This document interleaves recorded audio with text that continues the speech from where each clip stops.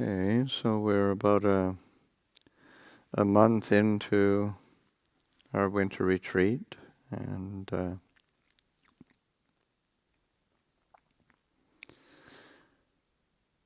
so having um, say a continuity of time available to us for developing our meditation. Um,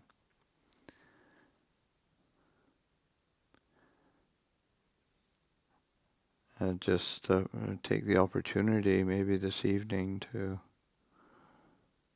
reflect a bit about how do we hold the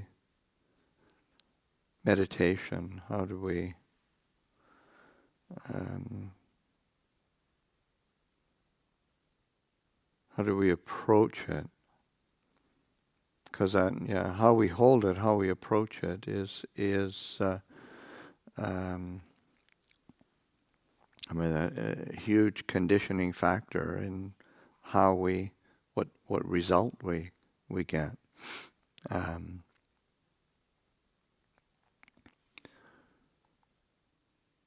so that being able to, one is to just being able to relax into the practice, relax into the into the meditation. Sometimes it can be tremendous amount of either striving or kind of effort and doing, or it can be either held too tightly or held too loosely. That's a typical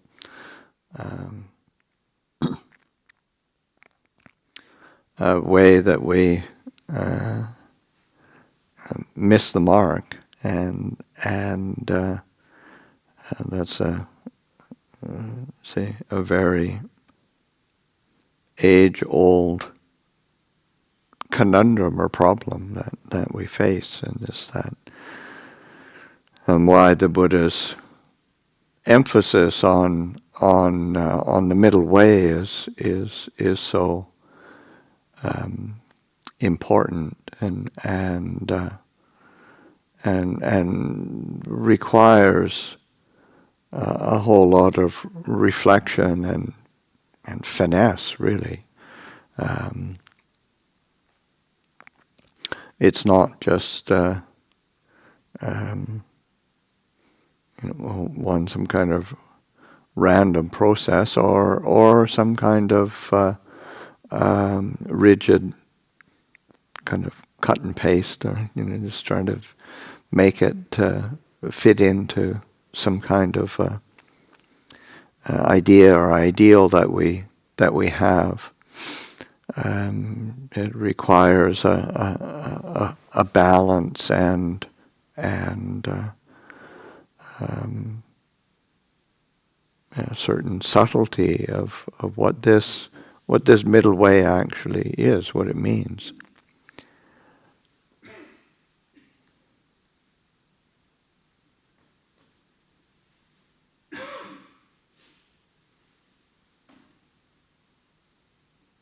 So of course, the image that the Buddha himself gives of to Sona, he was very wealthy and brought up in a very refined way, but he was also familiar with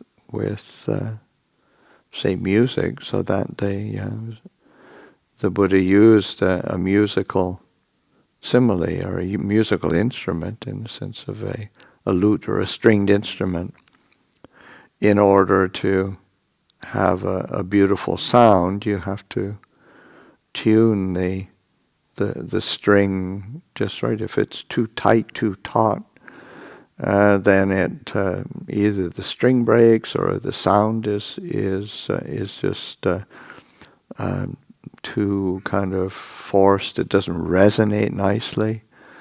And if it's too loose, then it doesn't resonate nicely either. And sort of so that the mind is very, very similar. And say a meditative clarity or a meditative stability,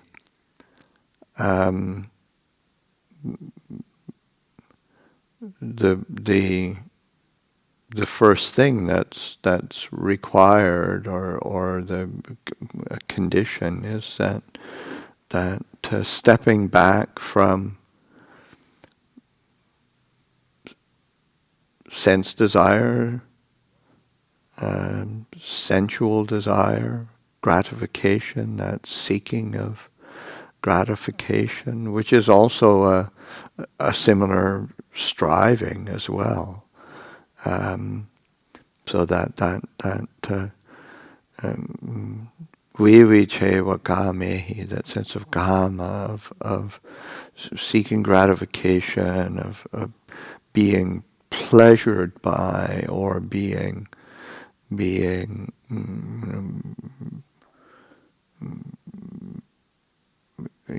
kind of indulging in. And then the other, the vivicha akusalehi tammehi, so the secluded from or separated from or stepping back from, being removing oneself from unwholesome dhammas, unwholesome qualities. So that classically that would include the kind of aversion, ill will, dullness, sloth and torpor, restlessness, anxiety, skepticism, doubt. So but it I mean, generally that would be the what are considered hindrances, but it's also whatever it is that turns the mind to unwholesome, unskillful, akusala qualities. That is going to, we need to one, identify them, recognize them, and then to step back from them. And these unwholesome qualities, that sense of either striving or gratification or kind of sinking oneself into that expectation of gratification or gain or is that is the mind is off balance. It is unwholesome. It's unskillful, or that aversion, ill will, tendency to push away, be averse to, or be fearful of, be anxious of, be again, the mind is not in balance. It's not in tune. The mind is not. It's not happy. It's not bright, and that's the quality. They could say the quality of the kusala citta is that it is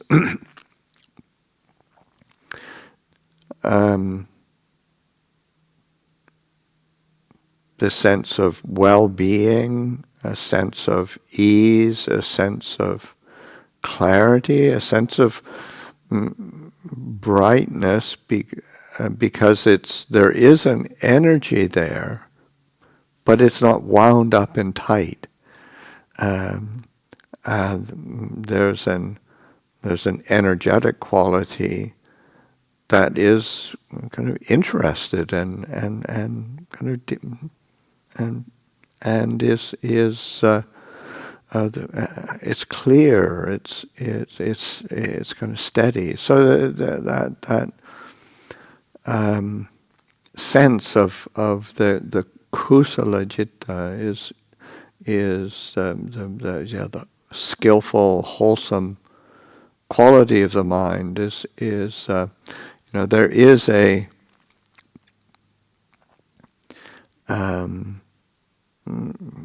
it's hard to describe it in even just one or two words. It's something that is in terms of it's a Buddhist jargon word that's good to get a feel for what the Buddha is pointing to. When you see wholesome or unwholesome, skillful or unskillful, it has it's this kusala, akusala, and it has a degree of both kind of emotional well-being, psychological clarity, and kind of application of intelligence. I mean, that's another actual. Sometimes it's equated to certain an application of intelligence. It's just reflecting, investigating clearly, applying the mind skillfully. But it also has this sense of fundamental goodness as well. I mean, it has a moral tone to it in that it has results. It carries into the future, bringing, say, the kusala citta brings really beneficial results, and say the akusala brings obstacles with it. So it's quite nuanced, and but that sense of stepping back from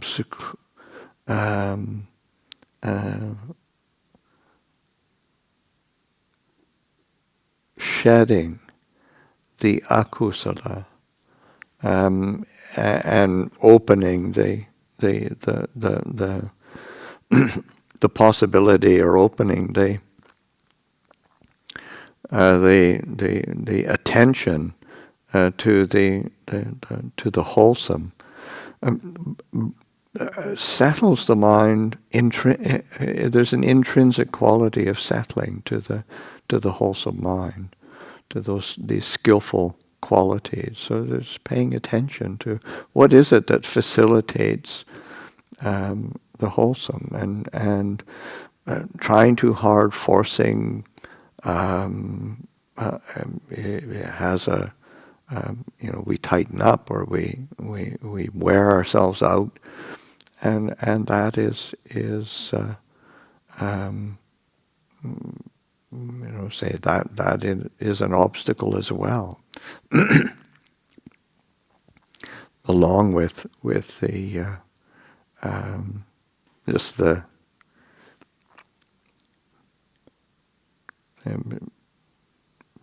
sort of ordinary, run-of-the-mill, mundane, holding a grudge, getting irritated and negative about things. I mean, that's already one could feel that quite directly, and it gets tedious on the mind. But the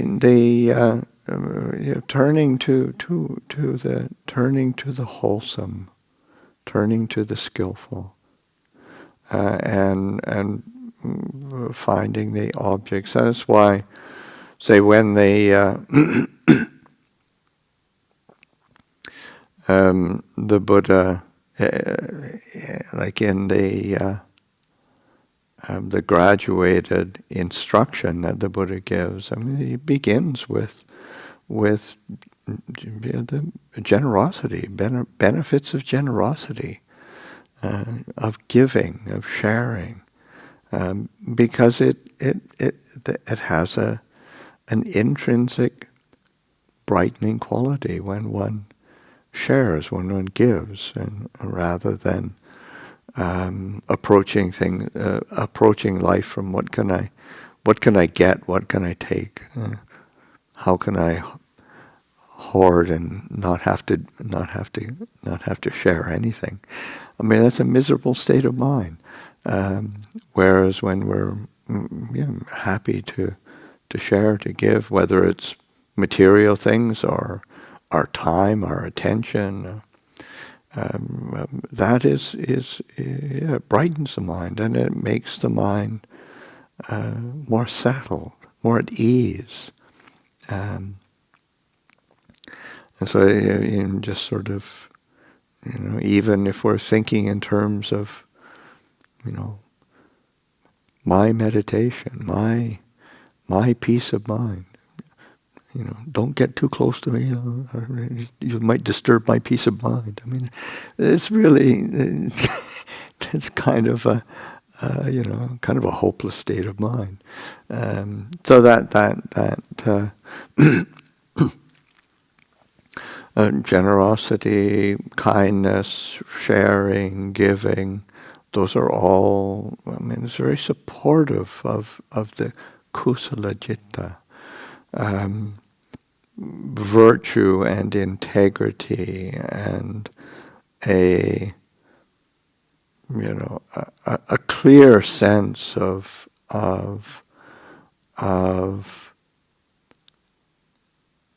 wanting to uphold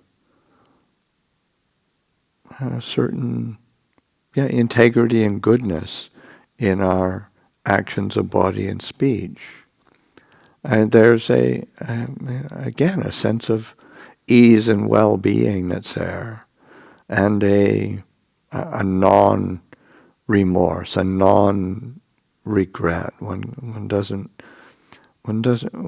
ever regret having done the right thing and done something which is really good and skillful.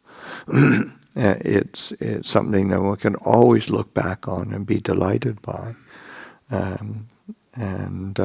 so that the fundamental settling quality of our, and it's not, say, doing the good or being a virtuous person out of fear. It's out of recognition. Oh, this is really, this is how I want to live, how I want to live with others, and how I want to engage with the world. So it settles the mind. Recollections of others' goodness, and that's where, as a recollection is a Buddha, Dhamma, and Sangha are kind of the fundamentally a recollection of an intrinsic goodness, wholeness, completeness, beautiful quality. That's why we say, like when the Buddha talks of the teaching, giving a teaching which is beautiful in the beginning, beautiful in the middle, beautiful in the end. It's that Ati Kalyana, Majje Kalyana, Pariyosana Kalyana. It's that the beauty of truth, the virtue of goodness. It's very that sense of, it's so right. It settles. It helps the mind to be steady.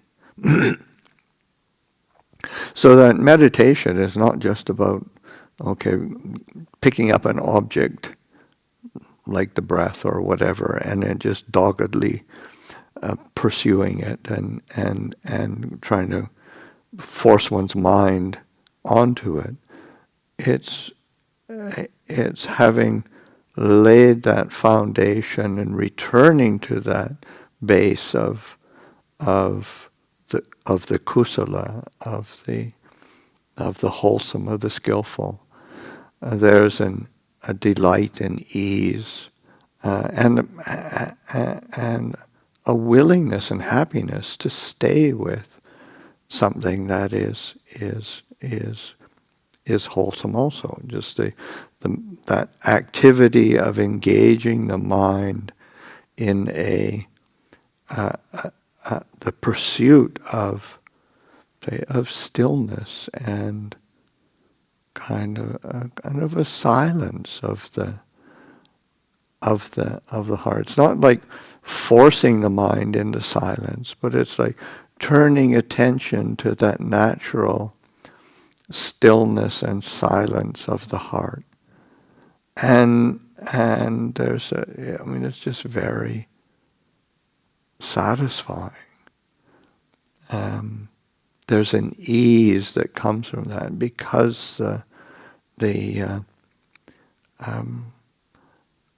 so much doing that we engage in, and it's even like being, we get so engaged in being mindful or trying to be wise and get this knowledge, and it's really tiring, and kind of frustrating. But that willingness to recognize or return to and abide in this fundamental stillness of the mind, the silence of the heart. That's there. It's not, you're not forcing it, or it's what's there. It's like the image that Ajahn Chah uses of like the natural state of say a leaf on a tree in the forest is that it's still. It's only it moves and it'll make some noise brushing up against other leaves because of the wind, but it's an outside force, or it's just its natural state is to be still and silent, and the mind is like that. That's what the mind is like. So that being able to return to that, recognize that, learn how to appreciate it, because everything else is this kind of a certain contrived quality to it. There's a doing there that is tiring, and so that being able to just it's so contrived, and it keeps changing all the time. That sense of mine is a doing. It keeps one busy, and it's just to be able to release and to relinquish and to let go that kind of doing, that kind of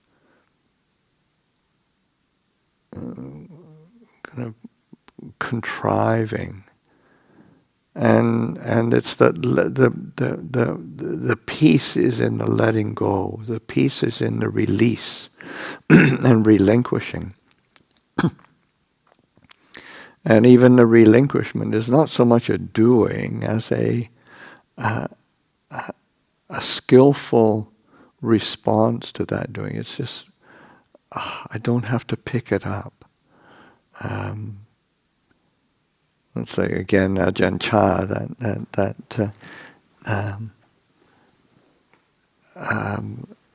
it's just not picking things up. It's like that him pointing to a very large stone, big, very big. He had a whole bunch of them in the front of the altar. It was like they were what they are, boundary stones, sima stones. They're very big though, ancient. And so, those sima stones, are they heavy? And of course, asking somebody, and so, of course they're heavy. They're really big. But he says, if you don't pick them up, they're not heavy. So it's similar. When we pick up that, okay, I've got to make my mind peaceful, or I've got to make my mind wise, or I've got to be mindful. We pick it up and becomes heavy, and it's like. And one of the ways of, it's like it's like picking up a glass of water and then okay, I've got to make this water's moving. I have to make it still.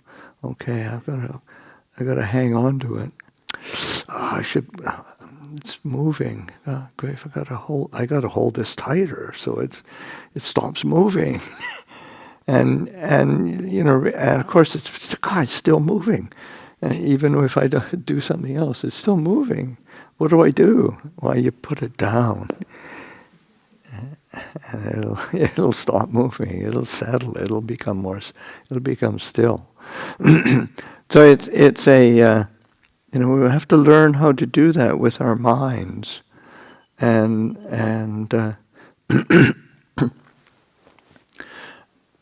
and allowing that stillness and the silence to tune into that, to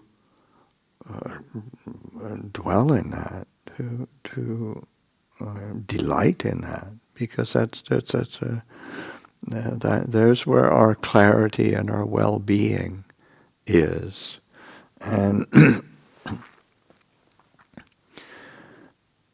so that we're, so much of it is just sort of seeing the impermanence and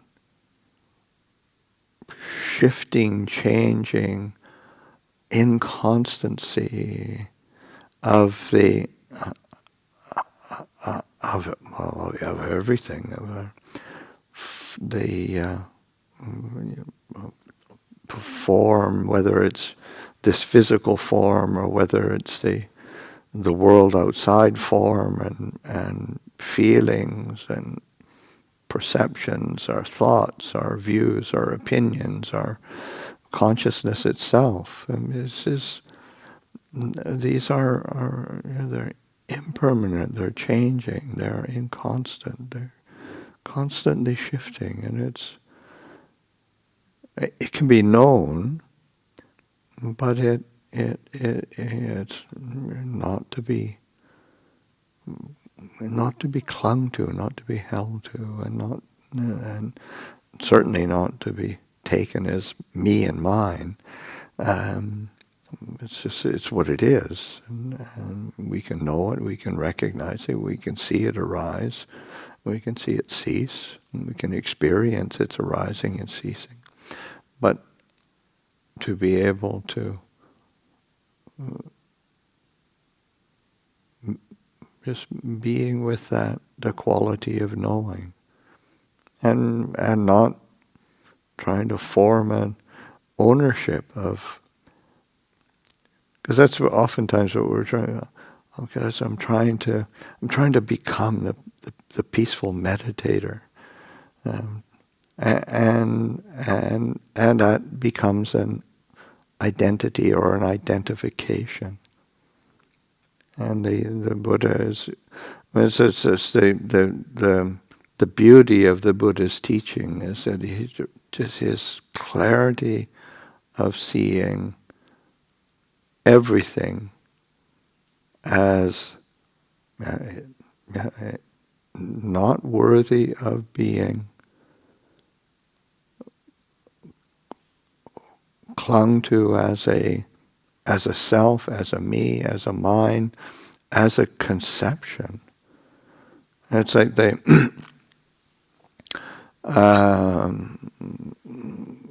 the Buddha is incredibly thorough in his. There's this discourse, the very first discourse in the in the Majjhima Nikaya, the Mulapariyaya Sutta, the root of all things, and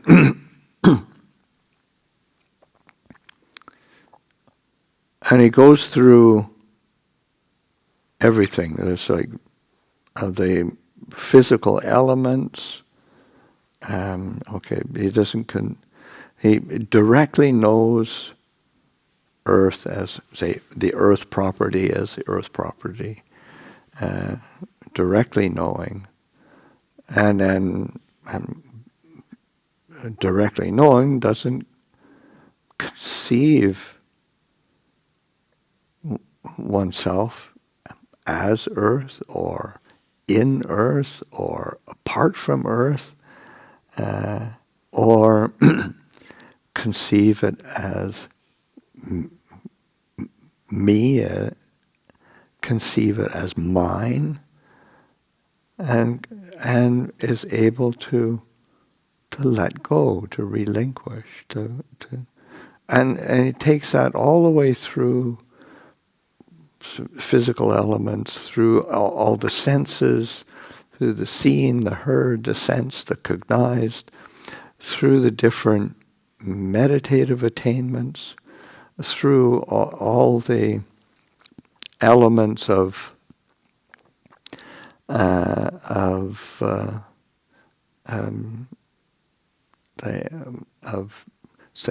unity, of diversity, of the one, or as all, sort of like, what is it? There's a stupid joke that's has been going around, and I often say, what did was the Buddhist order at a hot dog stand, sort of make me one with everything, sort of thing. I think, and but that's not a Buddhist joke. It's a nice Hindu joke, but or it's a diluted Buddhist joke, because it's not what that. As the Buddha said, it doesn't. He directly knows the one or the all, directly knowing. He doesn't conceive of the all. He doesn't conceive himself as in all. He doesn't conceive himself as apart from all. He doesn't conceive himself as all. He doesn't conceive all as me. He doesn't conceive all as mine. He doesn't sort of, and it lets go of all. Doesn't even conceive nibbana in the same way, because as soon as you conceive anything, you're suffering. As soon as you conceive, and so that it's this radical release, relinquishing, letting go, and it's not. And the release, relinquishing, letting go is not because one is trying to get away from, or is a rejection of, or is it's just seeing it as it, directly knowing. It's like this. In the same way that just that sense of, like turning one's attention, or drawing one's attention to the silence or stillness of the mind. It's not to just out of aversion or towards activity or sound or people or duties and responsibilities. It's just it's morally drawn.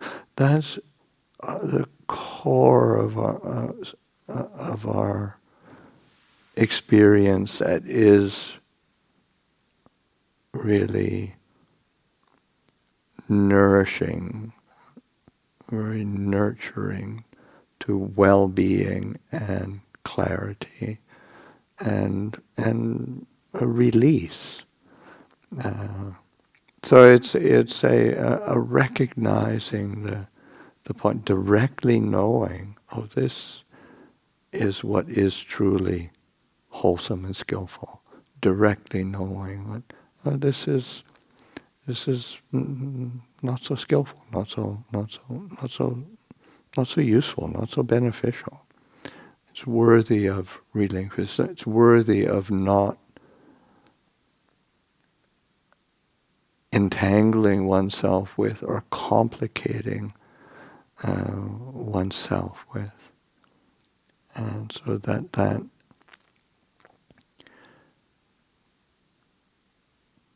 you know,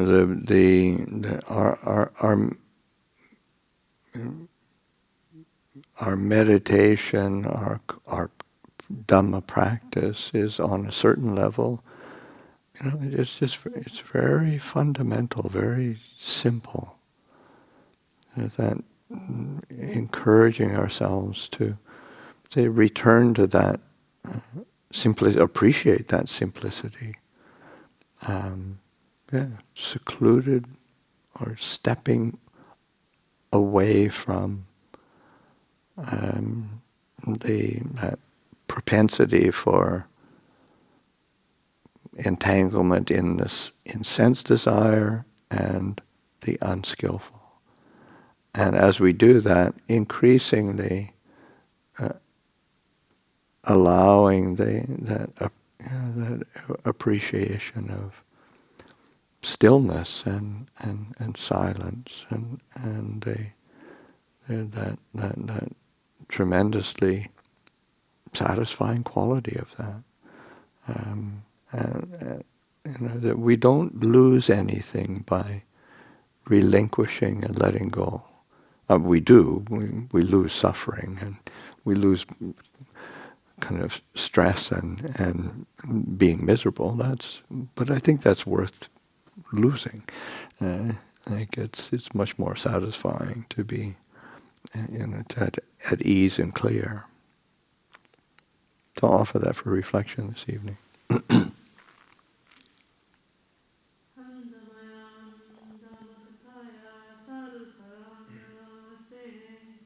Sadhu, sadhu.